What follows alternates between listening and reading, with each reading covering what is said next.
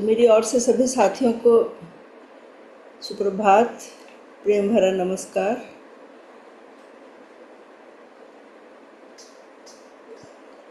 तो आज हम से आगे नए जो स्टेप्स ऑफ जीन एक्सप्रेशन कैसे होते हैं, प्रोटीन सिंथेसिस क्या है, थोड़ा सा शॉर्ट में उसके बारे में जानेंगे, क्या स्टेप्स हैं और आगे एपिजेनेटिक फैक्टर्स कैसे उसको इन्फ्लुएंस करते हैं। तो ये जो पिक्चर आप देखिए ज़रा ध्यान से दोबारा, जो वाइट नीचे ब्लैक वाली जो पिक्चर है, ब्लैक बैकग्राउंड वाली, उसमें तो एक क्रोमोसोम दिखाया गया है और जिसके वी कैन सी के अंदर पिंक वाला डीएनए है और आउटसाइड जो ग्रीन वाला है वो प्रोटीन है। तो ये तो एक सिंपल क्रोमोसोम है। और नेक्स्ट अगर आप ये वाइट वाला नेक्स्ट जो पिक्चर है उसमें भी वही चीज़ है, वो न्यूक्लियस के अंदर एक क्रोमोसोम दिखाया गया। इधर सेल है, सेल में अंदर न्यूक्लियस है और इस तरफ न्यूक्लियस अकेला दिखाया गया जिसके अंदर एक क्रोमोसोम है। और जिसको अब जब वो नीचे सारा पूरा उन्होंने लेके गए हैं तो वो सारी एक डीएनए की पिक्चर है। डीएनए जैसे मैंने कल बताया था कि वो एक सीढ़ी आप इमेजिन कर लीजिए, जो बांस की सीढ़ी होती है उसकी तरह दिखता है। उसके जो लॉन्गिट्यूडनल साइड वाली आर्म्स होती है उसे बैकबोन बोला जाता है, जिसमें शुगर एंड फॉस्फेट होता है। इसका फुल फॉर्म डीएनए का deoxyribose nucleic acid, D for deoxyribose, N for nucleic, A for acid. तो डीऑक्सीराइबोज न्यूक्लिक एसिड है। तो डीऑक्सीराइबोज ये शुगर है और फॉस्फेट ये मिलके उसकी जो सीढ़ी की ये जो ट्विस्टेड फॉर्म है ना, सीढ़ी की जो लॉन्गिट्यूडनल जो लाइंस हैं वो शुगर एंड फॉस्फेट की बनी होती है। और जो बीच में जो हॉरिजॉन्टल बार्स आती है वो नाइट्रोजनस जो न्यूक्लिक एसिड होती है, ये एक्चुअली नाइट्रोजनस बेसिस है। मैंने कल बताया था 4 तरह की बेसिस हैं, adenine, thymine, cytosine and guanine. तो ये पेयर्स बनाती हैं, 2 पेयर्स, और ये फिक्स्ड है। एडेनिन के साथ हमेशा थायमिन का पेयर बनेगा और साइटोसिन के साथ ग्वानिन का। तो आप अगर थोड़ा सा अगर जूम करके देखेंगे तो डिफरेंट कलर्स में शो की हुई है। एडेनिन जैसे येलो कलर में शो की हुई है और थायमिन यहाँ पे नीचे बीच में थर्ड नंबर पे थायमिन है, वो रेड कलर में। तो आप अगर ध्यान से देखेंगे तो आपको नज़र आएंगे वो जो रंग्स है उसके, वो एक तरफ एडेनिन है, दूसरी तरफ थायमिन है। तो एडेनिन जो है वो येलो कलर की नज़र आएगी और उसके साथ जो दूसरी लॉन्गिट्यूडनल बार पे जो पेयर होगा, जो न्यूक्लियोटाइड होगा, वो थायमिन होगी, ठीक है। और इसी तरह साइटोसिन और ग्वानिन। तो ये डिफरेंट कॉम्बिनेशन ए सी ऐसे बने होंगे, लगे होंगे, अल्फ़ाबेट्स है, this are alphabets for this thing. DNA हम कह सकते हैं, ये कोड सिस्टम है हमारा, जो कि हमारे डिफरेंट प्रोटीन्स बनाने के लिए ये कोड्स कॉन्स्टिट्यूट करते हैं। और तो ये मैंने बताया था कि जो डीएनए के एक पोर्शन को, एक सेगमेंट को जीन बोलते हैं। अगर इस पिक्चर में आप देखेंगे तो ये जो ऊपर थोड़ा सा ग्रीनिश सारा बैकग्राउंड है और नीचे जो है थोड़ा पोर्शन पिंक है। अगर आप देखें, यस ये जहाँ पे कर्सर मैडम ने लगाया है ये पिंक पोर्शन है। जितना पिंक पोर्शन है इसको नीचे उन्होंने बनाया हुआ, दिखाया हुआ है कि ये जीन सेगमेंट है एक तरह का। तो वो थोड़े कुछ में कुछ छोटा सेगमेंट है, कोई बड़ा सेगमेंट है, ऐसे वो जीन सेगमेंट्स होते हैं। उसके मतलब एक हिस्से को जीन बोला जाता है। तो ऐसे बहुत सारे जीन सेगमेंट्स होंगे डीएनए में और एक जीन मतलब वो एक प्रोटीन बनाते हैं। जीन्स का फंक्शन मैंने बताया था कि वो प्रोटीन्स बनाते हैं। तो अब हम नेक्स्ट, आई थिंक अब समझ आ गया होगा, दोबारा से थोड़ा सा रिवाइज कर लिया हमने कि कैसे काम करते हैं, कैसे प्रोटीन सिंथेसिस, क्योंकि मेन फंक्शन जीन्स का क्या है, प्रोटीन सिंथेसिस करना, प्रोटीन बनाना। ये तो एक खैर यस। अब आज हम देखेंगे कि ये जो पिक्चर दिखाई हुई है, ये दिस आर स्टेप्स ऑफ कैसे होते हैं एपिजेनेसिस, कैसे steps gene I mean protein formation के क्या स्टेप्स हैं। तो सबसे पहले हमें ये जानना है कि जो जीन्स कैसे एक्टिवेट होंगी। नेचुरली हम कोई ना कोई सिग्नल होगा तभी जीन्स एक्टिवेट होंगी ना। फॉर एपिजेनेसिस हमने यही बताया था ना कि सिग्नल जो हैं वो बाहर से आएंगे या अंदर से आएंगे। तो जो सिग्नल्स है वो हमेशा, ये चीज़ हमें सोचने वाली बात है, देखने वाली, समझने वाली बात है कि जो सिग्नल्स हैं वो हमेशा हमारे ब्रेन से नीचे आते हैं, in the form of nerve impulses आएंगे। मतलब जैसे फॉर एग्जांपल हम जैसा सोचते हैं, जैसे हमारे थॉट्स हैं या जैसे हमारे इमोशंस हैं, उसी के अकॉर्डिंग हमारे जो ब्रेन के न्यूरॉन्स एक्टिवेट होंगे। हमारे पॉजिटिव इमोशंस हैं तो वो वाले न्यूरॉन्स एक्टिवेट होंगे, नेगेटिव है तो वो वाले different set of neurons activate होगा। और फिर वहाँ से जो नर्व इम्पल्सेस हैं वो electrical nerve impulses through nerve fibres वो नीचे ट्रैवल करती हैं बॉडी में। तो बॉडी के डिफरेंट पार्ट्स में जहाँ जहाँ वो उनका एक्शन शो होता है वहाँ तक वो पहुँचती हैं। और फिर नर्व इम्पल्सेस तो इलेक्ट्रिकल होती हैं, जैसे एक इलेक्ट्रिकल करंट पास होता है, ऐसे ही नर्व्स में वो जो न्यूरॉन से मैसेज आया है वो इलेक्ट्रिकल इम्पल्सेस के रूप में आता है नर्व फाइबर्स। लेकिन जहाँ पे वो नर्व फाइबर एंड करता है वो साइनैप्स बनाता है। साइनैप्स होता है एक कैन से कि वो जंक्शन बनाता है। वो साइनैप्स दूसरे न्यूरॉन्स के साथ भी हो सकता है अगर वो बहुत लंबा पाथवे है, या वो ऑर्गन के जहाँ पे वो एंड करना होता है, जहाँ पे जिस टिश्यू पे उसने इफ़ेक्ट दिखाना होता है वहाँ पे एंड करता है। तो वहाँ जाके हमेशा जब वो ट्रांसमिशन होती है वो through release of chemical substances जिन्हें हम न्यूरो ट्रांसमीटर्स बोलते हैं। Neuro means nerve, transmission, transmitters means for transmission of impulse. जो मैसेज वो न्यूरॉन से कैरी कर रहा है वो पहले नर्व फाइबर्स के थ्रू हमारे बॉडी के सेल्स तक पहुंचेगा जहाँ पे भी उन्होंने इफ़ेक्ट शो करना है, और वहाँ पे फिर वो क्या है वैसे ही केमिस्ट्री हमारी ब्लड में वहाँ पे रिलीज होगी। Is it clear? तो वो जो केमिकल सब्सटेंसेस हैं वो दे एक्ट एज सिग्नल्स, जो वो निर्देश कह रहे वो सिग्नल्स की तरह एक्ट करते हैं जो हम देखेंगे आगे। अब वो सिग्नल जो है, ये एक सेल दिखाया है इधर, छोटी सी जो गोल पिक्चर है वो एक सेल दिखाया है। तो वो बाहर उसके बिल्कुल आउटर जो है सेल मेम्ब्रेन है, आउटसाइड सेल मेम्ब्रेन है। यस, ये सेल मेम्ब्रेन में ये सिग्नल्स जो बाहर से सिग्नल कहाँ है वो सेल मेम्ब्रेन के रिसेप्टर के ऊपर बाइंड कर जाता है। सेल मेम्ब्रेन के ऊपर रिसेप्टर्स यहाँ शो नहीं किया हुआ इस डायग्राम में, लेकिन वो सेल मेम्ब्रेन के ऊपर तरह तरह के रिसेप्टर्स होते हैं, स्पेसिफिक रिसेप्टर्स होते हैं हर एक तरह के न्यूरो ट्रांसमीटर के लिए। तो वो, लेकिन ये एक जो रिसेप्टर्स क्या हैं वो एक तरह के गेट कीपर का काम करते हैं। वो जो आउटसाइड सिग्नल है उसको अंदर नहीं आने देते एज सच, बस वो उसको सिग्नल उससे ले लिया और फिर वो वहाँ पे एक नई प्रोटीन बनाई, वो फिर आगे सेल के अंदर ट्रैवल करती है। वही निर्देश वो जो केमिकल सब्सटेंस जो मैसेज लेके आया था उस मैसेज को उन्होंने, जो रिसेप्टर्स हैं वहाँ वो उसको अपने पास ले लेते हैं और एक नई प्रोटीन के फॉर्म में, नए सब्सटेंस के फॉर्म में वो साइटोप्लाज्म से ट्रैवल करके फिर वो न्यूक्लियस जो सेंटर में दिखाया गया थोड़ा सा डार्क येलो, वो न्यूक्लियस है। यस, न्यूक्लियर मेम्ब्रेन है। इसी जैसे सेल मेम्ब्रेन थी ऐसे न्यूक्लियस की भी बाहर मेम्ब्रेन है। तो वो न्यूक्लियर मेम्ब्रेन में एक छोटी सी विंडो बना के वो सिग्नल न्यूक्लियस के अंदर एंटर कर जाता है। ठीक है, इज इट क्लियर? तो जब वो सिग्नल न्यूक्लियस के अंदर एंटर करके फिर वो ये ऊपर साथ में वहाँ पे डीएनए दिखाया हुआ है, डीएनए। तो डीएनए के फिर आगे हम स्टेप्स दिखाएंगे। यहाँ पे एक शॉर्ट में आप पहले थोड़ा सा समझ लेते हैं।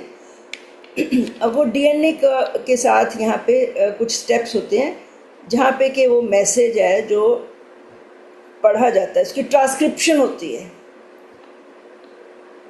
आजकल ये बहुत कॉमन टर्म है जो भी लैपटॉप वगैरह ये कंप्यूटर्स यूज़ करते हैं।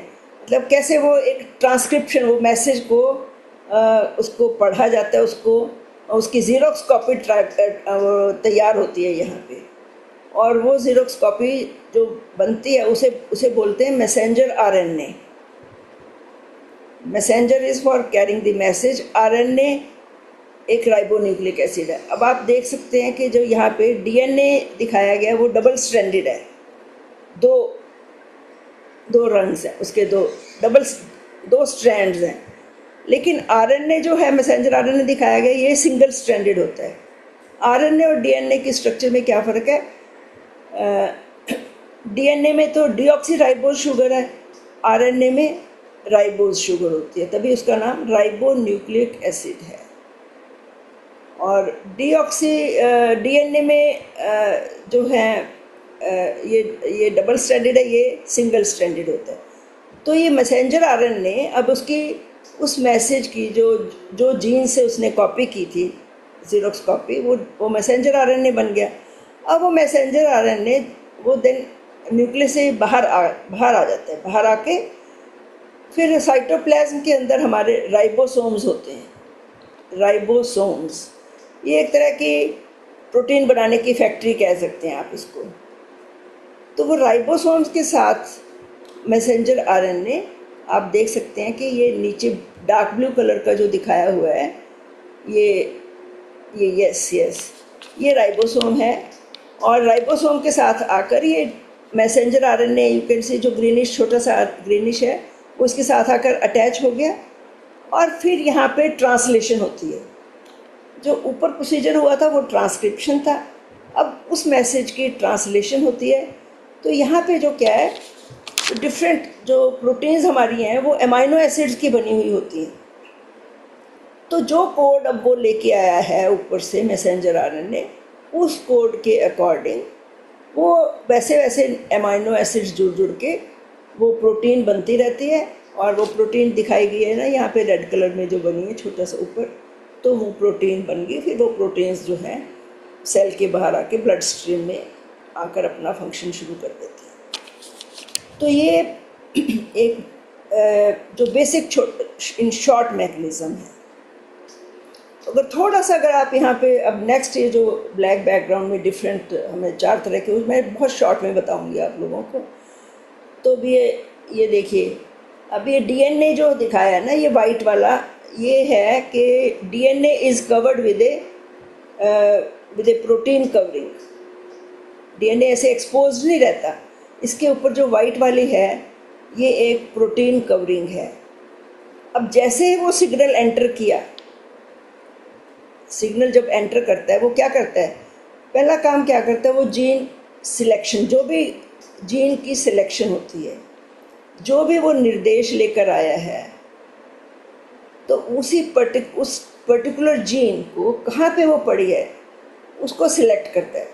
अब हम ऐसे आप इमेजिन कीजिए कि जैसे अपने हम लाइब्रेरी में जाते हैं, लाइब्रेरी में बहुत सारी बुक्स पढ़ी हैं, तो हम जो टॉपिक, जो हमें मैसेज, जो भी पढ़ना होता है हमें, तो वही बुक पहले हम सिलेक्ट करते हैं, ठीक है ना।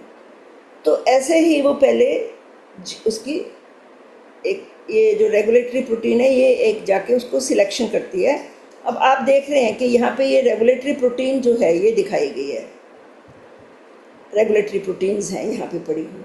अब नेक्स्ट, उसके बाद जो नेक्स्ट स्लाइड आ गई, तो ये क्रोमोसोम जो है, डीएनए ने प्रोटीन स्लीव दिखाया गया, ठीक है ना जी। वो वाइट वाली प्रोटीन स्लीव है, इसके अंदर जो डीएनए छुपा हुआ है। उसके बाद जब नेक्स्ट स्लाइड में हम जाएंगे, नेक्स्ट हम देख सकते हैं कि जो सिग्नल जो रेगुलेटरी प्रोटीन के साथ हो, ऊपर ब्लू वाला सिग्नल आके उसके साथ अटैच हो गया। रेगुलेटरी प्रोटीन जो है, इनका बड़ा रोल है, यही है बेसिकली जो कि इस प्रोसेस को स्टार्ट करते हैं, प्रोटीन फॉर्मेशन के प्रोसेस को, जीन्स के प्रोटीन फॉर्मेशन को, प्रोसेस को स्टार्ट करने के लिए रेगुलेटरी प्रोटीन्स की आवश्यकता होती है।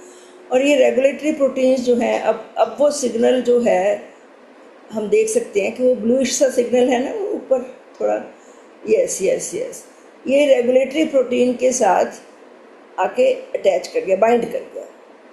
तो ये होगी जीन सिलेक्शन। अब उसके बाद अगर हम नीचे, यस या नहीं, इधर राइट साइड पे अगर हम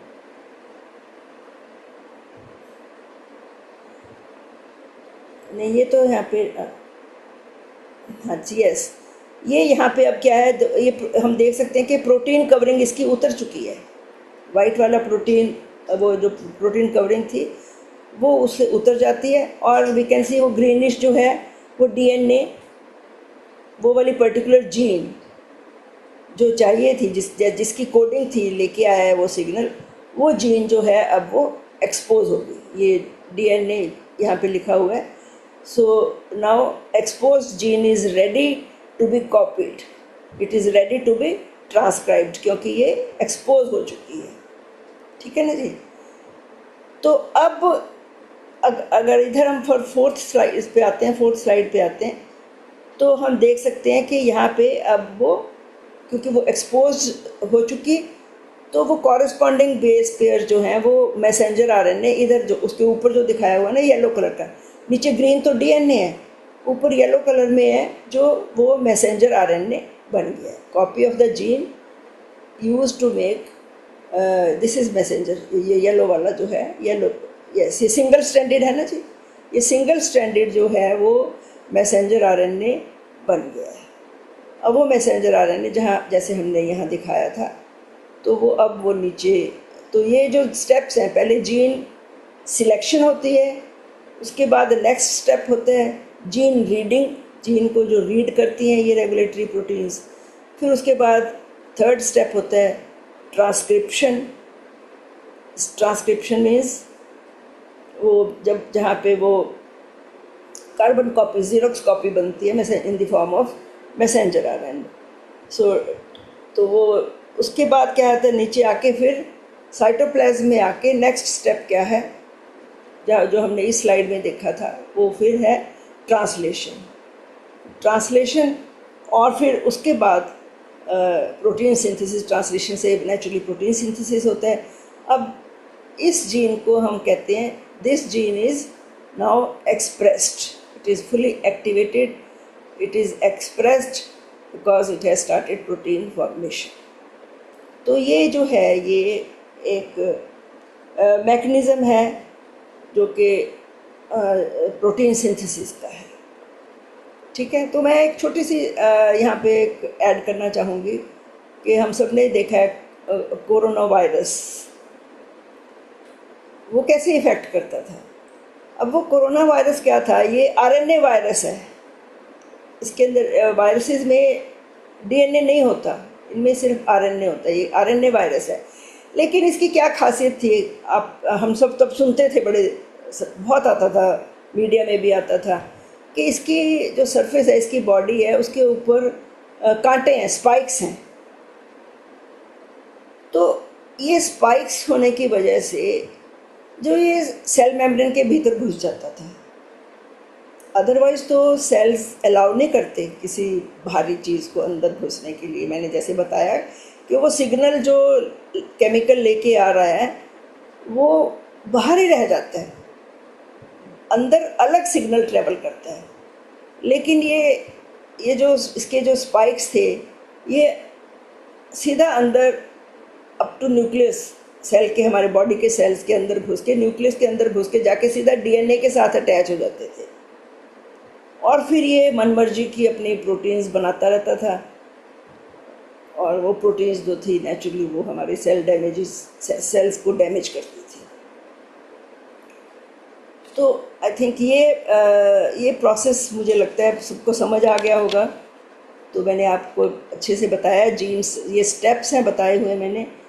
तो पहले सिग्नल सेल के पास पहुंचता है, फिर जीन सिलेक्शन होती है, फिर जीन रीडिंग होती है, फिर जीन ट्रांसक्रिप्शन होती है, फिर उसके बाद जो है मैसेंजर आरएनए बन गया ट्रांसक्रिप्शन से। फिर वो जब सेल के बाहर, न्यूक्लियस के बाहर आके सेल साइटोप्लाज्म में राइबोसोम्स के साथ अटैच होता है, तो राइबोसोम से फिर वो वहाँ पे ट्रांसलेशन होती है। ट्रांसलेशन उसी मैसेज की को ट्रांसलेट होके जो मैसेज कोडेड था उसके अकॉर्डिंग वैसे वैसे अमाइनो एसिड्स अटैच होते हैं और वो प्रोटीन बनना शुरू हो जाती है, और वो प्रोटीन्स फिर बॉडी काम में करती है। तो अब नेक्स्ट स्लाइड डॉक्टर संगीता हम दिखाएंगे, जहाँ पे वो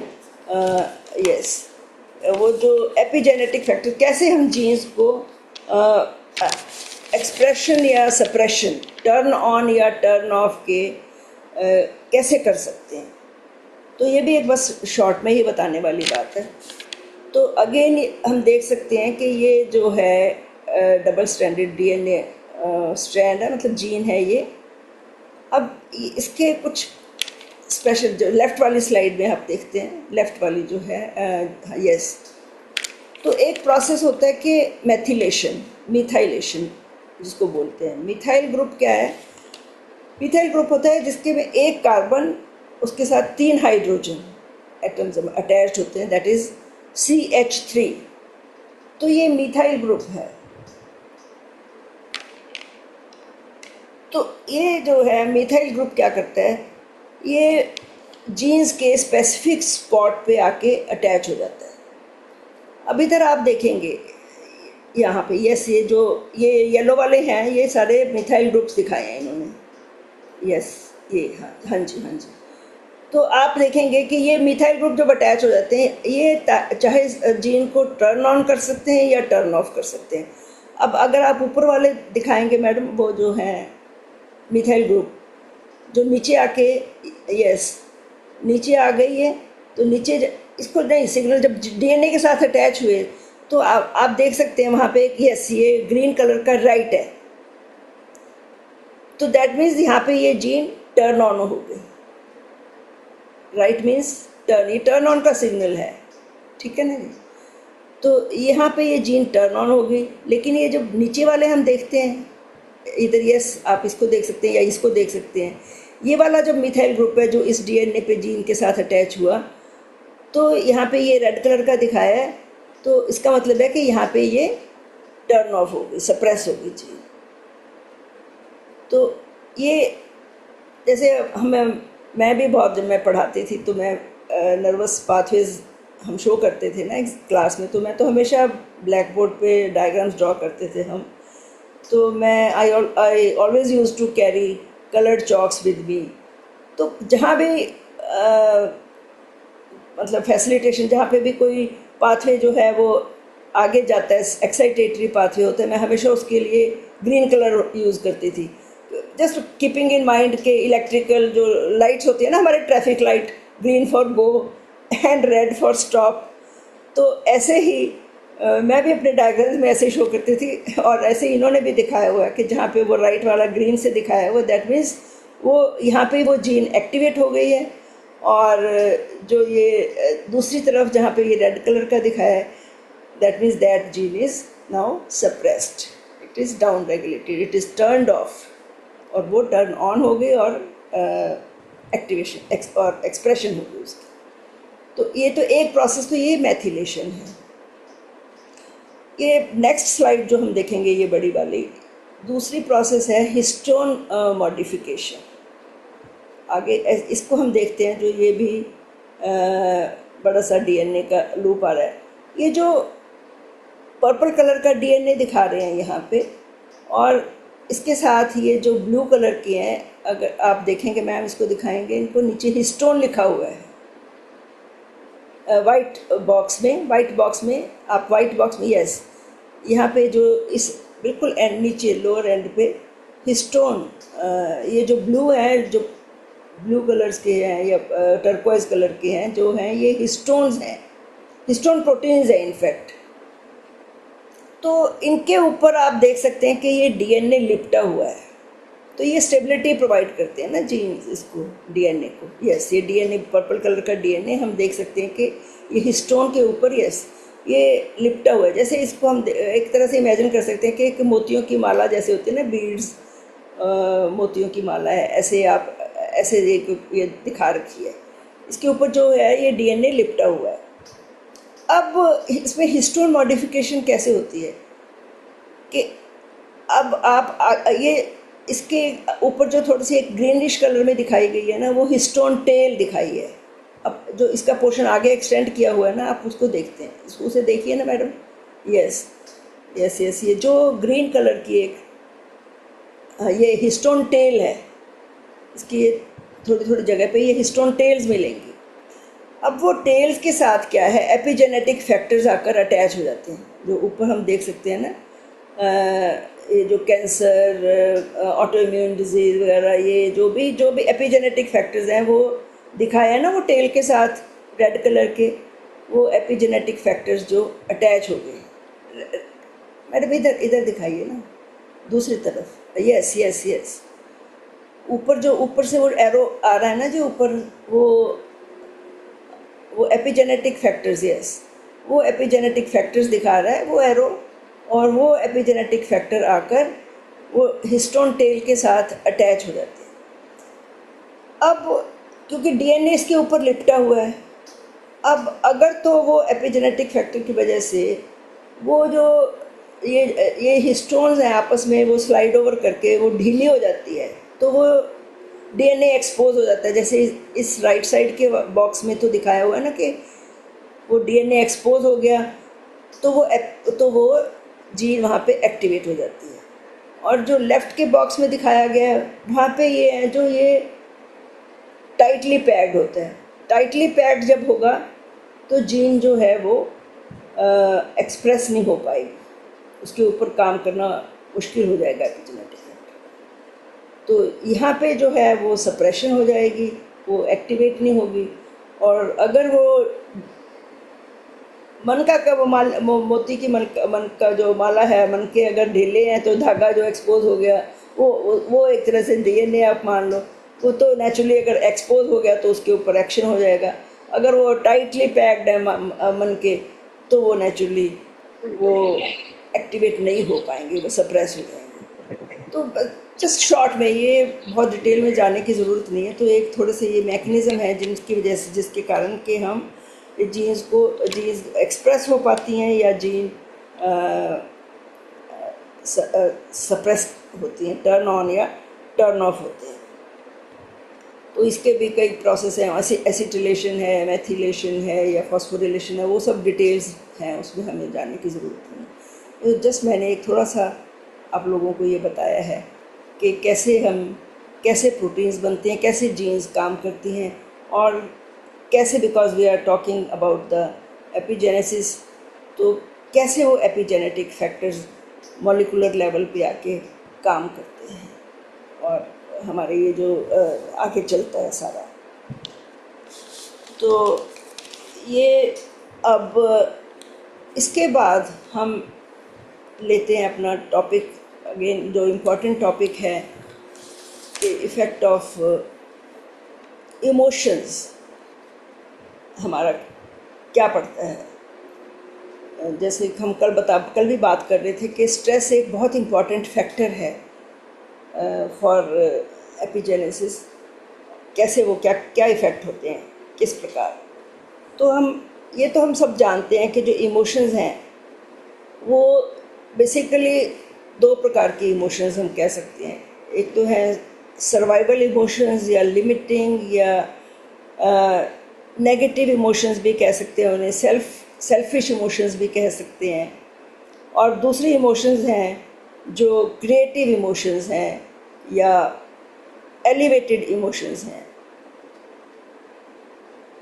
जो सेल्फलेस इमोशंस भी कहा गया। तो जो ये नेगेटिव इमोशंस हैं उनकी वजह से हम सोचते हैं कि स्ट्रेस जो है ये एक बहुत इम्पॉर्टेंट एपिजेनेटिक फैक्टर है, और ये एक तरह से हमारी बॉडी को एकदम से आउट ऑफ बैलेंस कर देता है। तो स्ट्रेसेस कई प्रकार के होते हैं। कुछ तो जो नॉर्मल, जैसे स्ट्रेसेस हमारी एक्सपोजर टू कोल्ड हो गया, कोई चोट लग गई, कोई सर्जरी हुई, एक्सपोजर टू एनेस्थीसिया, ये भी एक स्ट्रेस फैक्टर है। और फिर केमिकल फैक्टर्स हैं जैसे टॉक्सिन्स, बैक्टीरिया, वायरसेस वगैरह। और देन इमोशनल फैक्टर्स हैं जो कि बहुत इम्पॉर्टेंट हैं। तो शुरू में जो एक एक्यूट स्ट्रेस जो है, इनफैक्ट ये हमारा ऑटोनॉमिक नर्वस सिस्टम जो है ये यहाँ पे बहुत रोल प्ले करता है। Autonomic nervous system means, auto means self, autonomic means self regulated nervous system. तो ये हमारे ब्रेन स्टेम सेंटर्स में दो पार्ट्स हैं इस ऑटोनॉमिक नर्वस सिस्टम के, सिंपैथेटिक एंड पैरासिम्पैथेटिक। जो सिंपैथेटिक सिस्टम है वो to meet with the emergency situations, तब एक्टिवेट होता है। और इसे हम कहते हैं फाइट, फ्राइट और फ्लाइट रिएक्शन। तो ये शुरू में जैसे जब इंसान एवोल्यूशन से हो रही थी, जंगलों में रहता था, कोई सेफ्टी नहीं थी, एनिमल्स तक से खतरा होता था, तो नेचुरली तब ये जो immediate stress, short term stress इसको बोलते थे, अगर कोई वाइल्ड एनिमल आ गया तो इमीडिएट स्ट्रेस हो गया बॉडी को। अब कैसे बॉडी रिएक्ट करेगी? या तो वहाँ से भागेंगे या उसका सामना करेंगे। तो अगर हम सामना करते हैं उसे वो फाइट रिएक्शन हम बोलते हैं, अगर भागेंगे तो फ्लाइट, फ्ली करके वहाँ से भाग गए। लेकिन उसके लिए सब उन दोनों के लिए एनर्जी चाहिए, बहुत एनर्जी चाहिए। तो वो सिंपैथेटिक सिस्टम है हमारी बॉडी का जो कि एक्टिवेट होता है। तो वो सिंपैथेटिक सिस्टम जो है वो अलर्ट रिस्पांस लाता है। एक तो बॉडी के एकदम से, हमारे ब्रेन है एकदम से अलर्ट हो जाता है। सारे ऑलमोस्ट सारे सिस्टम जो हैं वो इफ़ेक्ट होते हैं। जैसे heart rate, blood pressure increase हो गया, किस लिए?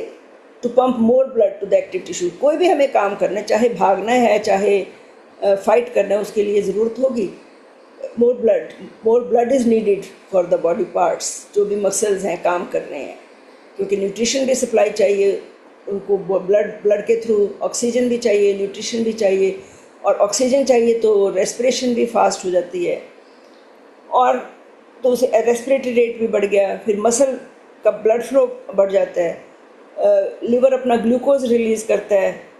तो ये सारी चेंजेस आती हैं, तो तभी इसको शॉर्ट टर्म स्ट्रेस कहते हैं। ये सारी चेंजेस आते हैं, और जब ये वो सिचुएशन ख़त्म हो गई तो नेचुरली वो स्ट्रेस रिस्पांस भी ख़त्म हो गया और बॉडी अपने पुराने बैलेंस में आ जाती है।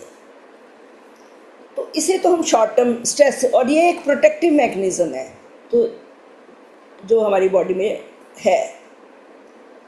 लेकिन अब है कि ये लॉन्ग टर्म स्ट्रेस। अब आजकल प्रेजेंट टाइम्स में बहुत लोग इस लॉन्ग टर्म स्ट्रेस से ग्रसित हैं। तो उनका क्या मेन कारण अगर हम देखें क्या है? एक तो नेगेटिव इमोशंस। अगर हम नेगेटिव इमोशंस में ज़्यादा रहते हैं, जैसे एंगर, जेलसी, गिल्ट, फ्रस्ट्रेशन,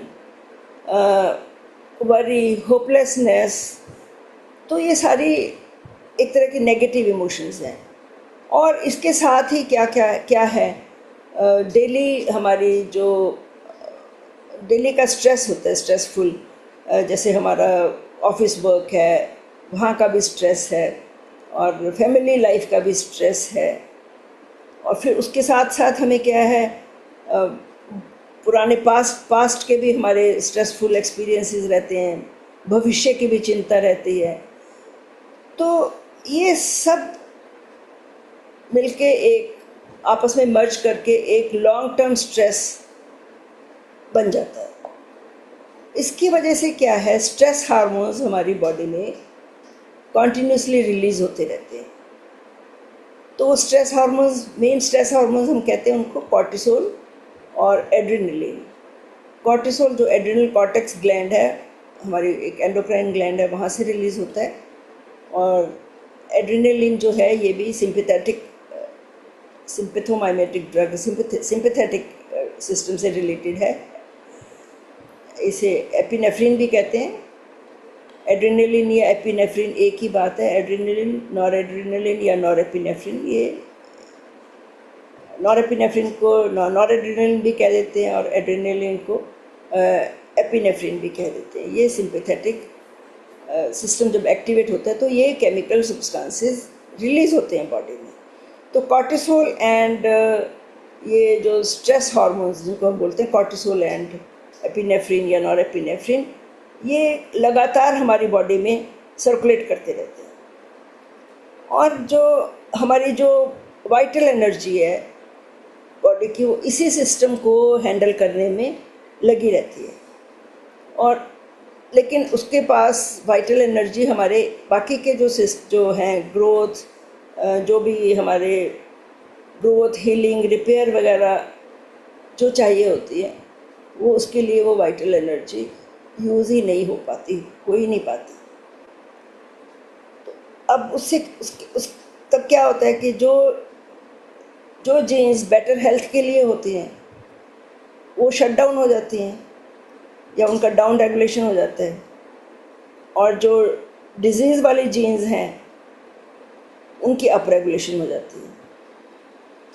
तो क्या किस प्रकार की डिजीज़ हो सकती हैं, जैसे हार्ट डिजीज़ हो गई, डायबिटीज़ हो गई, और हाइपरटेंशन हो गया, ब्लड कोलेस्ट्रॉल बढ़ गया, मेटाबॉलिक डिसऑर्डर्स हो गए। तो इस प्रकार की डिजीज़ हो जाती है। और देन हमारा इम्यून सिस्टम है वो वीक हो जाता है, क्योंकि जो एक्सेस ऑफ कॉर्टिसोल है वो हमारे इम्यून सिस्टम को वीक करता है, उसको सप्रेस करता है। तो हमारे सेल्स जो हैं वो जो हमारी हम लोग जो वो जब हम क्रॉनिक स्ट्रेस में होते हैं तो ये एक फीलिंग आने लग जाती है, तो अपने आप में एक अविश्वास इतना वो पैदा हो जाता है कि हमेशा उसे यही लगता रहता है कि क्या मैं ठीक हूँ, क्या मैं सेफ हूँ, ये ऐसा कब तक चलेगा मेरे साथ। तो ये सब उसके वो क्या हो जाता है, उससे वो मी फर्स्ट मेंटेलिटी में आ जाते हैं। सेल्स जो हैं हमारे सेल्फिश हो जाते हैं, मी फर्स्ट मेंटेलिटी, सेल्फिश, अपने आप को प्रायोरिटी देने लग जाते हैं। तो उसके फलस्वरूप क्या होता है, हम लोग मोर सेल्फिश, मोर मटेरियलिस्टिक और सेल्फ एब्जॉर्ब हो जाते हैं, और लेस अवेयर, लेस स्पिरिचुअल ये हो जाते हैं। और हम आगे कोई भी नई संभावनाओं के प्रति हम उदासीन हो जाते हैं। तो इसी को कहते हैं कि living in the survival mode, survival mode में रहना शुरू कर देते हैं। सर्वाइवल मोड मतलब जस्ट कि हमें सर्वाइव करने के लिए, जिंदा रहने के लिए इन चीज़ों की ज़रूरत है, बस वो काम होता है। बाकी ग्रोथ, रिपेयर, हेल्थ, ये सब कुछ पीछे छूट जाता है, कुछ भी नहीं हो पाता। और अल्टीमेटली ये उससे क्या होता है, हमारे एंग्जाइटी, डिप्रेशन, नींद ना आना, याददाश्त कमज़ोर हो जाना, तो ये हमेशा जो है उस प्रकार की मेंटल स्टेटस में इंसान रहेगा। और कई बार जो ईगो हमारी जब इतनी स्ट्रेस हार्मोन्स के कारण आउट ऑफ बैलेंस हो जाती है, तब जो हमारा एनालिटिकल माइंड है वो जो है वो हमारे अगेंस्ट ही काम करने लग जाता है, जिससे कि ग्रजेस और सफरिंग, विक्टिमहुड, तो वो स्टेज पहुंच जाती है। और कई बार ये बीमारियाँ बहुत भयंकर रोगों का भी रोग भी ले लेते हैं। कई कुछ बीमारियाँ जैसे कैंसर जैसे भयंकर रोग भी क्रॉनिक स्ट्रेस से हो सकते हैं। तो ये मतलब ये जो इफ़ेक्ट है ये है नेगेटिव इमोशंस की वजह से। अब ऑन द अदर हैंड, अब अगर हम क्रिएटिव इमोशंस या सेल्फलेस इमोशंस की बात करते हैं, जैसे Joy, excitement, trust, compassion, love, empowerment, appreciation and gratitude, तो ये सब इन्हें हम एलिवेटेड इमोशंस का कहते हैं। और ये एलिवेटेड इमोशंस जो हैं, ये जो इनके जो they are responsible for better health. ये जो एपिजेनेटिक उनके जो न्यूरोट्रांसमिटर्स रिलीज होते हैं, so they are responsible for they bring about epigenetic changes for better health. इससे हमारा हार्ट चक्र खुलता है, हमारी एनर्जी अपलिफ्ट होती है। तो जब हार्ट चक्र खुलता है, हम देखते हैं, हमने अभी पीछे हार्ट कोहेरेंस बहुत डिटेल में किया है। तो हार्ट कोहेरेंस जब होती है तो नेचुरली हमारा इलेक्ट्रोमैग्नेटिक फील्ड हार्ट का है, वो एरिया बहुत बढ़ता है, और तब हम we are in tune with the cosmic consciousness, हम उसके साथ हम रेजोनेट करते हैं। तो हमारी जो फीलिंग्स हैं वो हम ट्रांसफ़र करते हैं इलेक्ट्रोमैग्नेटिकली। तो वो यूनिवर्स में एक जो हमारी फीलिंग्स हैं वो यूनिवर्स में एक वेव्स क्रिएट करती हैं। तो वो फिर they start working in our favour. जो फोर्सेस जो एक वेव जो रिपल इफेक्ट हुआ ना, जो यूनिवर्स में गया, तो वो हमारे फेवर में एक्ट करता है। अब ये जो देखा गया है, रिसर्च में पाया गया है कि जो ये पॉजिटिव इमोशंस हैं ये हमारे पैरासिम्पैथेटिक सिस्टम को एक्टिवेट करते हैं। पैरासिम्पैथेटिक सिस्टम हमने बहुत बार इसका नाम सुनते हैं, और पैरासिम्पैथेटिक सिस्टम की अगर हम देखें तो वेगस नर्व जो है ये एक it is related to the parasympathetic nervous system. Vagus nerve जो है ये क्रेनियल नर्व है जो कि लोअर ब्रेन स्टेम से अराइज करती है, और इसे क्यों वेगस कहा गया है? क्यों? It's a very long nerve, बहुत लंबी नर्व है। ये ब्रेन स्टेम से शुरू होकर सारे बॉडी पार्ट्स को कवर, हमारे मतलब फेशियल एरिया, सारा फेशियल एरिया, देन ये नीचे का गले से जब हम जाते हैं वोकल कॉर्ड्स के बिल्कुल पास से गुजरती है। तभी हम कहते हैं ना हमिंग में जो फेशियल ये वेगल नर्व एक्टिवेशन होती है, जब हम भ्रामरी प्राणायाम करते हैं तो वेगल मसाज होता है, वेगल एक्टिवेशन होती है। और फिर हार्ट नीचे आते हैं चेस्ट में, थोरेसिक कैविटी में, तो हार्ट के ऊपर बहुत इम्पॉर्टेंट इफेक्ट है वेगस नर्व के, पैरासिम्पैथेटिक एक्टिविटी के। लंग्स और नीचे फिर नीचे एब्डोमेन में जाके अप टू पूरा इंटेस्टाइन्स तक ये वेगस नर्व जाती है। इसीलिए इसका नाम वेगस फॉर वेगाबॉन्ड, वेगा जो ऐसे हर जगह घूमती रहती है, इसीलिए इसे नाम साइंटिस्ट ने इसे वेगस नर्व नाम दिया है। तो ये मेन ब्रांच है पैरासिम्पैथेटिक सिस्टम की। तो ये देखा गया है कि पॉजिटिव इमोशन से हमारी वेगल टोन बढ़ती है। वेगल टोन से क्या मतलब है? वेगल टोन मतलब, टोन वर्ड इसका मतलब ये होता है कि regular rhythmic discharge of impulses. जब एक रेगुलर बेसिस पे इम्पल्सेस जहाँ जनरेट होती रहती हैं, जाती रहती हैं, उसे हम टोन कहते हैं।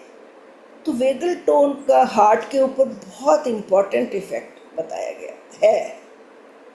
हमारा जो हार्ट रेट है मेंटेन रहता है, वो vagal tone, effective vagal tone, अगर हमारी वेगल टोन, उसी पे हार्ट रेट वेरिएबिलिटी डिपेंड करती है। हार्ट रेट वेरिएबिलिटी जो है ये मतलब एक रिजिलियंस, इंक्रीज रिजिलियंस, मतलब हम कैसे स्ट्रेस रिस्पॉन्स के बाद कैसे हम बैलेंस्ड स्टेट में आते हैं, वो डिपिक्ट करती है। अगर हमारा हार्ट रेट वेरिएबिलिटी ज़्यादा है तो हम स्ट्रेसफुल सिचुएशन से जल्दी ही दोबारा बैलेंस्ड स्टेट में आ जाएंगे। Is it clear? अगर हमारा हार्ट रेट वेरिएबिलिटी कम है तो हम वो जल्दी कोप अप नहीं कर पाएंगे, रिजिलियंस हमारी ठीक नहीं होगी, प्रॉपर नहीं होगी। तो ये मतलब ये एक जो है ये एक वेगल टोन का मेजर है, heart rate variability. It is a measure for the vagal tone. अब वेगस नर्व को इसीलिए इसको रेस्ट एंड डाइजेस्ट मोड में भी कहते हैं कि रेस्ट एंड डाइजेस्ट के लिए रिस्पॉन्सिबल है, रिपेयर एंड रिजुवनेशन के लिए, सेल रिपेयरिंग, सेल सब कुछ वो है। जब पैरासिम्पैथेटिक एक्टिवेट होता है तभी ये सेल रिपेयरिंग होगी, क्योंकि हमने देखा है कि जब सिम्पैथेटिक, पीछे हमने अभी पढ़ा है, अभी जाना है कि जब हम स्ट्रेस में रहते हैं, जब सिम्पैथेटिक सिस्टम ओवर एक्टिव होता है, स्ट्रेस हार्मोन्स रिलीज़ होते हैं बॉडी में, तब बॉडी की एनर्जी फालतू के कामों के लिए वेस्ट होती रहती है। और तब सेल रिपेयर, सेल रीजनरेशन ये सब छूट जाते हैं। तो अब जब लेकिन पैरासिम्पैथेटिक एक्टिव रहेगा तो हमारा हीलिंग, रिपेयर, बॉडी हेल्थ ठीक रहेगी सब कुछ। तो अब इसीलिए इसके लिए क्या इम्पोर्टेंट है, इसलिए ये महत्वपूर्ण है कि हम अपने जो नेगेटिव इमोशंस हैं, फियर, गिल्ट, एंगर जैसी नेगेटिव इमोशंस को अवॉइड करें, क्योंकि स्टडीज़ ने बताया है कि एक नेगेटिव थॉट से हमारा स्ट्रेस रिस्पॉन्स एकदम से टर्न ऑन हो जाता है, और जब तक हम इसे टर्न ऑफ नहीं कहते हम इसे मतलब टर्न ऑफ करना भी बहुत मुश्किल हो जाता है। अगर एक नेगेटिव थॉट भी आई तो जो लोग क्रॉनिक स्ट्रेस से, लॉन्ग टर्म स्ट्रेस से पीड़ित रहते हैं, वो एक थॉट से ही अपने स्ट्रेस रिस्पॉन्स को एक्टिवेट कर लेते हैं। तो अब इसमें यहाँ पे ये हम रोल आता है हमारा मेडिटेशन, योगा, प्रेयर, इन चीज़ों से हमारा रिलैक्सेशन रिस्पॉन्स आता है, क्योंकि ये चीज़ें हमें पैरासिम्पैथेटिक एक्टिवेशन करती हैं। और डॉक्टर जो डिस्पेंजा ने अपनी वर्कशॉप्स में उन्होंने देखा कि विद दिस प्रैक्टिसेस, जहाँ पे वो मेडिटेशन करवाते थे, रेगुलर मेडिटेशन करवाते थे, योगा, प्रेयर्स वगैरह से, कि 1561 जीन्स में बदलाव आया, जिनमें से 874 they were upregulated for health and 687 they were downregulated for stress। मतलब स्ट्रेस वाली जीन्स जो हैं उनकी डाउन रेगुलेशन हुई, और जो बॉडी हेल्थ को मेंटेन करने वाली जीन्स हैं उनकी अप रेगुलेशन हुई। तो इसका मतलब क्या है, हमें कंपैशन, एप्रिसिएशन, ग्रेटिट्यूड जो है, it is ultimate state of receivership. Gratitude बहुत इम्पॉर्टेंट है, और एप्रिसिएशन, जॉय, तो ये सब हमें अपने अंदर कल्टीवेट करना चाहिए, जिससे कि हम बेटर हेल्थ अटेन कर सकें।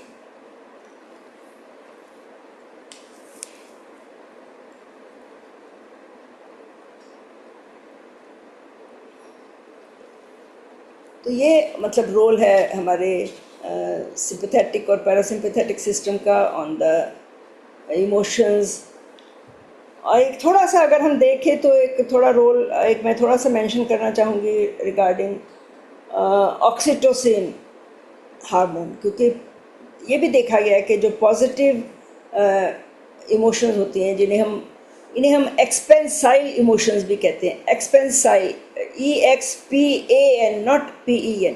एक्सपेंसिव हो तो एक्सपेंसिव हो गई ना, एक्सपेंसाइल इनको क्यों बोला गया है, क्योंकि ये हमारी कॉन्शियसनेस को एक्सपैंड करती हैं।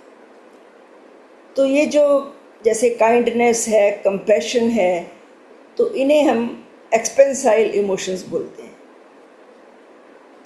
ये एक हार्मोन रिलीज करते हैं, ऑक्सीटोसिन। अभी ऑक्सीटोसिन हार्मोन है, ये पोस्टीरियर पिट्यूटरी ग्लैंड है हमारी, उससे रिलीज़ होता है। तो ये ऑक्सीटोसिन बेसिकली अगर हम देखें तो ये एक तो लैक्टेटिंग मदर्स में सिक्रीट होता है, जहाँ पे ये फॉर द लैक्टेशन, और वो it is responsible for love and bonding. तो बाकी ये जो इमोशंस हैं, पॉजिटिव इमोशंस मैंने बताया, एक्सपेंसाइल इमोशंस, वो भी ऑक्सीटोसिन रिलीज़ करती हैं। और ये टच से भी रिलीज़ होता है, जैसे हग करना, सो इसे कडलिंग हार्मोन भी कहा गया है, तभी कडलिंग हार्मोन। और ये जो है, ये oxytocin it is responsible for love and bonding, for trust, building of trust. तो तो जो ऑक्सीटोसिन है ये क्या करता है, ये जो एमिगडला है ब्रेन का पार्ट, एमिगडला हमारे ब्रेन का एक पार्ट है, इसका लिम्बिक सिस्टम का एक पार्ट है जो कि फियर एंड एंजाइटी से के लिए रिस्पॉन्सिबल है। तो एमिगडला जो है ये कांस्टेंट एक तरह के वो चौकीदारी करता रहता है, देखता रहता है कि कोई स्ट्रेस आया तो ये फटाफट एक्टिवेट होता है और immediately stress hormones cortisol release कर देता है बॉडी में। तो लेकिन ऑक्सीटोसिन है वो एमिगडला के रिसेप्टर्स को ब्लॉक कर देता है, सो जिससे कि भय समाप्त हो जाता है और ट्रस्ट, फॉरगिवनेस और लव का एहसास होता है और हम सेल्फिश मोड की बजाय सेल्फलेस हो जाते हैं। ये ऑक्सीटोसिन का भी यहाँ पे काफ़ी रोल है। और जो ऑक्सीटोसिन के रिसेप्टर्स हैं वो बाकी के ऑर्गन्स में भी पाए जाते हैं, जैसे इम्यून सिस्टम में जहाँ पे वो इम्यूनिटी इंक्रीज़ करते हैं, जीआईटी में भी हैं, गैस्ट्रोइंटेस्टाइनल ट्रैक्ट, जहाँ ये मोटिलिटी, गट मोटिलिटी बढ़ाते हैं और ब्लड शुगर लेवल को नॉर्मलाइज करते हैं। हार्ट में भी हैं जो जहाँ पे ज़्यादा ब्लड वेसल्स ग्रो करते हैं। तो ये जो है ये हमने आज मतलब इमोशंस का रोल किया है। तो आई थिंक मेरी तरफ से यही, बाकी डॉक्टर संगीता बताएंगी अपनी मीठी मीठी चाशनी लपेटेंगी इसके ऊपर कोटिंग करेंगी, स्वीट कोटिंग आप कीजिए। Thank you ma'am. आपने पूरा वैज्ञानिक विश्लेषण कर दिया इमोशंस का, है ना। और मेरे को तो इसमें ओवरऑल जैसे आपने एक एक चीज डीपर लेवल पे समझाई, तो मुझे तो ये बात समझ आई कि जो हमारी एनर्जी होती है वो कितनी कीमती है ना? कि मतलब हम अपनी एनर्जी का फ्लो किस तरफ ले जाते हैं। तो मुझे आपसे बात करते करते, आपकी बात सुनते सुनते मुझे ये याद आ रहा था कि मैं एक नेचुरोपैथी के उसमें गई थी वर्कशॉप में। वहां पर मैं अक्सर जिसकी बात करती हूँ कि अगर हम एक टुकड़ा भी ज्यादा खाते हैं तो उसमें भी बहुत एनर्जी लगती है जो अंदर जब डाइजेस्ट होता है। तो उन्होंने भी यही बात बताई थी कि जब हम कुछ भी चीज एक्स्ट्रा कर लेते हैं, जैसे एक्स्ट्रा खाते हैं, तो वो एनर्जी वहां यूटिलाइज होती है, उसकी बजाय वो रिपेयर में या ग्रोथ में जो एनर्जी लगनी चाहिए थी वो एनर्जी वहां पे हमारी एक्स्ट्रा खाने में लग जाती है। और सेल्स जो है चिल्लाती हैं कि अब मैं तुम्हें कहाँ एडजस्ट करूं। सेम ऐसे ही जो हमारी एनर्जीज हैं, जैसे आपने बताई कि जो नेगेटिव इमोशंस होते हैं हम उसमें अपनी एनर्जी को ज्यादा यूटिलाइज कर लेते हैं, या हम बार बार हमारे नेगेटिव इमोशंस आते रहते हैं। और फिर वही एनर्जी जो जहाँ हमारी एनर्जी एक अच्छी जगह पे जानी चाहिए थी या हम एक पॉजिटिव वे में हमें लेना चाहिए था, हम दिन भर उस नेगेटिव एनर्जी में ही अपनी पूरा दिन निकाल देते हैं। और उससे क्या होता है कि जो हमारे ब्रेन के जो सेंटर्स हैं अलग अलग, उसके ऊपर इफेक्ट आता है। और जो आपने बताया कि जो सिंपैथेटिक और जो पैरासिम्पैथेटिक सिस्टम है, ऑटोनॉमिक सिस्टम है, जो सेल्फ रेगुलेटरी सिस्टम है, उसको भी हम कैसे बैलेंस करें ना, कि जो सेल्फिशनेस है और सेल्फलेसनेस है, उन दोनों के अंदर कितना डिफरेंस है। कि अगर हम सेल्फिशनेस में अपनी एक उस लूप में चले जाते हैं तो फिर हम उससे बाहर निकलना कितना मुश्किल है, क्योंकि जीन एक्सप्रेशंस जो आप बता रहे हैं और जो ट्रिगरिंग बता रहे हैं, कि उससे हमारी बॉडी के अंदर एक जो सेल्फिशनेस का जो भाव अंदर बढ़ता चला जाता है, उससे हमारी सारी बॉडी के अंदर टॉक्सिक इफेक्ट आने लगता है। और वही फिर आगे कैंसर में, ऑटो इम्यून डिजीजेस में और अलग अलग तरह की जो सीवियर डिजीजेस है उसमें वो चेंजेस हमारे जेनेटिक लेवल तक उसमें वो आने लगते हैं। और सेम इसके अगर हम अपोजिट देखें तो जो सेल्फलेसनेस है, अगर हम उसकी तरफ अट्रैक्ट होते हैं, अप्रिशिएशन है, जैसे जॉय आपने बताया, कंपैशन है, तो ये अगर हम इस तरफ अट्रैक्ट होते हैं तो फिर ऑटोमेटिकली हमारी बॉडी के अंदर से वो टॉक्सिक इफेक्ट खत्म होने लगता है, और हमारा जो एमिगडाला है और उसके अंदर जो हमारा फियर, इनसिक्योरिटी जो बार बार वो होता है, वो ऑटोमेटिकली वो दूर होने लगता है, वहां पे वो रिसीव ही नहीं होती वो चीजें। तो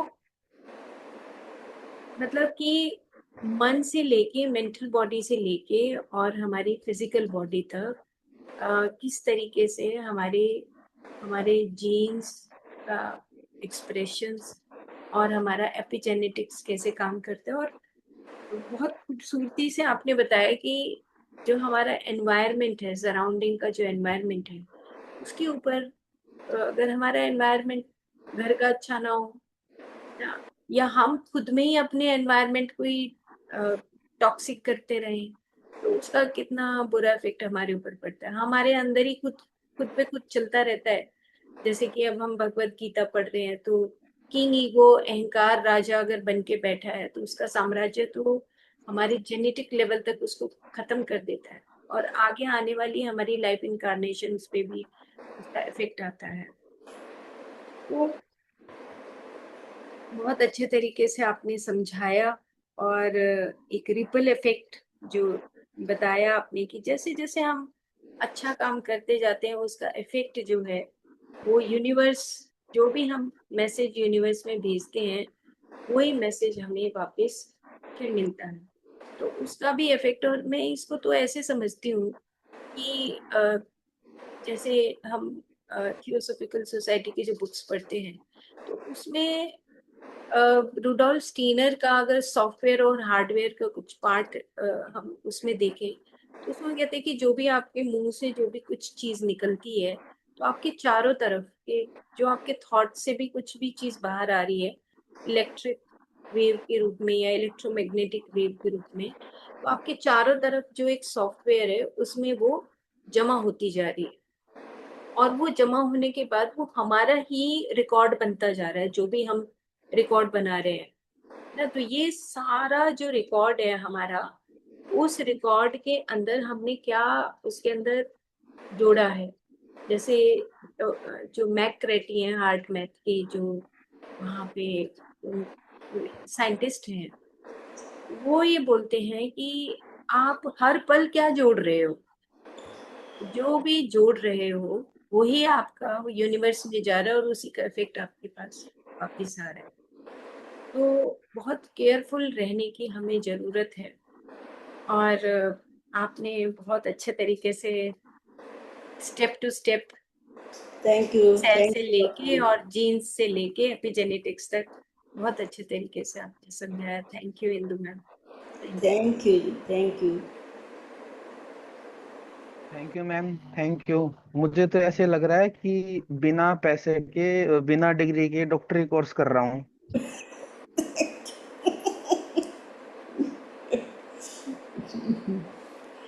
ठीक है।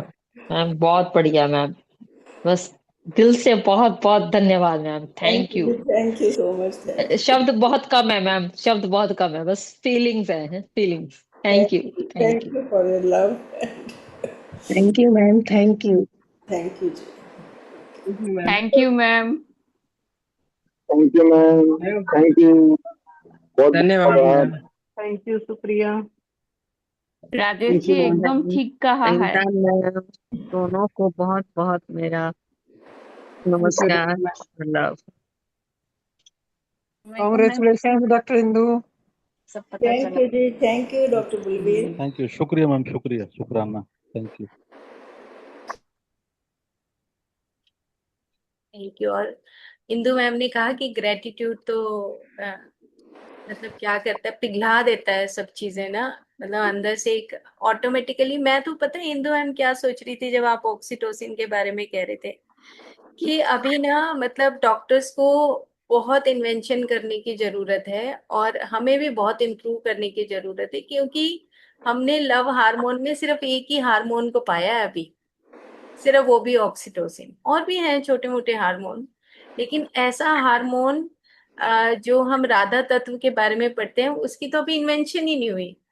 हाँ बिल्कुल, अभी वहां तक पहुंचना जरूरी है और भी हाँ, ज्यादा। वहां तक पहुंचे नहीं तो वहां की इन्वेंशन भी नहीं हुई, है ना। तो मैं तो सोच रही थी ऑक्सीटोसिन से भी ऊपर कोई ऐसे हार्मोन्स होंगे। ये तो ऐसे लगता है ना फिजिकल लेवल तक ही है अभी। हाँ बिल्कुल, अभी तो ये तो छोटे से लेवल पर ही है। जो हायर लेवल पे जाएंगे तो पता नहीं बॉडी के अंदर कौन कौन से हार्मोन्स अंदर से जनरेट होंगे। वो तो हमने खुद की नहीं हगिंग, खुद प्यार नहीं किया तो शायद वो हार्मोन्स भी कहीं हम उसको फाइंड आउट नहीं कर पाए। माँ और बच्चे में उस ऑक्सीटोसिन को ढूंढ रहे हैं ना, या हगिंग के रूप में ढूंढ रहे हैं, लेकिन ये ऑक्सीटोसिन से भी ऊपर कुछ और होगा। लेकिन ये कहते हैं कि ये हमें करना चाहिए, वैसे regularly it should be made a practice कि हम अपना लव एक्सप्रेस करें, अपना ट्रस्ट एक्सप्रेस करें दूसरे में। उससे अगर हम दूसरे में ट्रस्ट रखते हैं तो उसके अंदर भी ऑक्सीटोसिन रिलीज होगा। ये फीलिंग जाना कि मेरे ऊपर कितना विश्वास है, कितना, इसका मतलब कि वो the other person is caring for me या लविंग मी, तो वो that also causes release of oxytocin. तो ये एक रेगुलर प्रैक्टिस बना लेनी चाहिए, हमें मिलना चाहिए। सच्ची बात तो ये है कि बिल्कुल, जैसे अभी हमने प्रैक्टिस की थी पेड़ों के साथ, हाँ जी हाँ। इतनी अच्छी थी, मतलब वो प्रैक्टिस जो है वो कितनी अच्छी थी। और आते आते आते जाते जैसे घर में वो रखे होते हैं ना, गमले रखे होते हैं, पेड़ होते हैं, तो उसके आते जाते ना, मतलब मैं तो अमूमन छेड़ देती हूँ, मतलब पत्तों को ना, कि तुम ठीक हो, ऐसे आते जाते जैसे होते हैं ना, अपने बच्चे को जैसे कह देना, उसके साथ थोड़ा पत्ती को बीच में लेके प्यार करना, थोड़ा ये प्रैक्टिस होनी चाहिए। चलो ये तो आपने बहुत हमें अच्छा। भी सिखा दिया ना, तो थैंक यू सो मच कि हम लोग पहले अनकंसर्न रहते थे, अब लेकिन ये सिखा दिया आपने। आप ऑक्सीटोसिन की बात कर रहे थे ना, तो मेरे अंदर से एक और बात भी आ रही थी कि हमारे अंदर तो ये गुण पड़े हैं, और ना जब अंदर से कभी कभी दिल पिघलता है तो हम कभी कभी अंदर से किचन से रोटी लेके बाहर कुत्ते को डालने के लिए आते हैं, मतलब, और मतलब अंदर से दिल पिघलने लगता है कि कुछ करना चाहिए, है ना। तो वो एक पर्टिकुलर मोमेंट है जहाँ पे वो प्यार उमड़ता है। या चिड़ियों के लिए दाना डालना चाहिए, चलो आज बर्तन ही धो देते हैं उसका, चलो आज पानी भर देते हैं, है ना। पेड़ पौधों में खुरपाई चला देते हैं, वो ऑटोमेटिकली अंदर से ना जब जनरेट होता है तो वो कहीं ऑक्सीटोसिन या कुछ वो पर्टिकुलर ट्रिगर होता है, वो जीन ट्रिगर होता है जो सोए पड़े रहते हैं ना।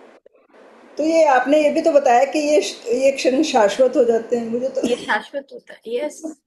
वो मोमेंट तो मर ही नहीं सकता, यही सनातन है। सनातन को हम दूसरे उस बहुत भारी भरकम उन वेदों में और पुराणों में वहां धकेल देते हैं सनातन को। सनातन ये नहीं होता, सनातन ये होता है कि जिस मोमेंट में हम सच्चाई से जीते हैं वही सनातन है।